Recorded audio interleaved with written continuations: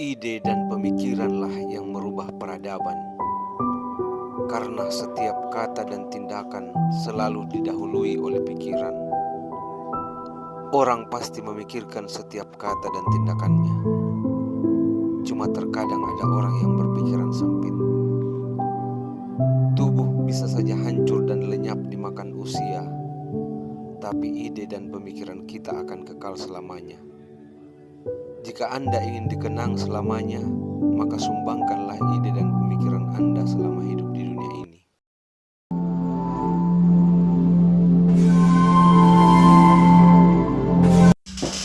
Jadi teman-teman sekalian, sekali lagi harus kita pahami bahwa saya ini bukan dalam kapasitas mengajari Anda.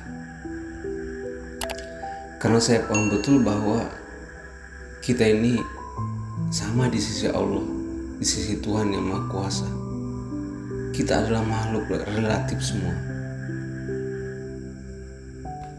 Jadi jadikanlah ini sebagai sebuah diskursus yang kita sama-sama belajar gitu.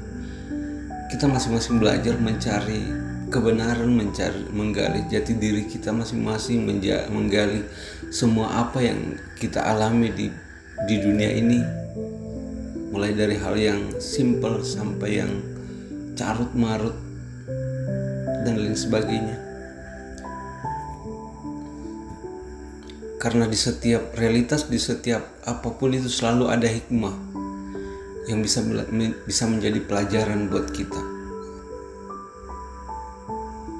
Yang ingin terus kita maksimalkan adalah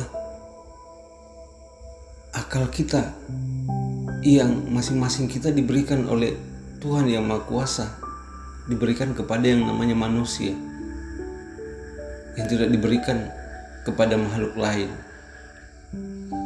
Karena satu-satunya yang membedakan kita dengan makhluk lain itu yaitu akal.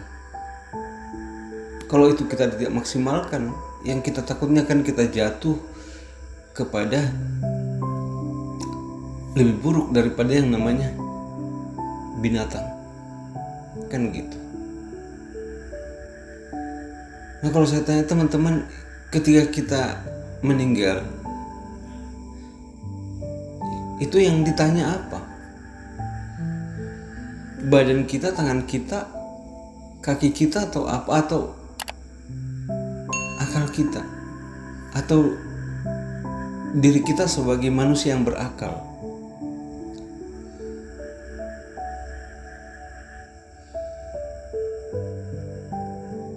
Makanya kalau saya biasa berpikir itu hewan, itu binatang itu, mereka kalau meninggal itu apakah mereka juga ada yang masuk surga atau ada masuk neraka atau bagaimana? Dalam pikiran saya mungkin tidak ya. Mereka mungkin masuk surga semua, karena mereka tidak memiliki akal. Mereka tidak mampu membedakan yang namanya baik mana buruk ketika mereka hidup di dunia ini. Jadi perbuatan buruk mereka, kalau misalnya itu buruk, itu dimaklumi, karena mereka tidak mampu membedakan itu. Kita yang ketika tidak mampu membedakan mana baik mana buruk, maka kita yang dihukum, karena kita dibekali oleh akal gitu loh. Makanya perlu akal itu dimaksimalkan betul, mindset kita, cara berpikir kita, karena ini akan dipertanyakan oleh Tuhan yang Maha Kuasa di hari kiamat nanti. Itu juga yang menjadikan kita khalifah di bumi. Iya toh? Kenapa kita jadikan khalifah? Karena kita punya akal. Ya betul, mungkin juga nanti ditanya kaki kita kemana melangkah, tangan kita ke apa saja yang dia pegang. Tetapi tangan kita, kaki kita, mata kita itu kan semuanya diperintah oleh akal kita. Apa yang kita lakukan, apa yang kita katakan, itu semua atas perintah akal kita. Jadi pemimpin dalam diri kita ini pikiran, akal pikiran. Dia yang memerintah semua perbuatan, kata-kata kita, perbuatan kita, tindak tanduk kita. Yang dikenai pertanyaan nanti, yang menjawab itu adalah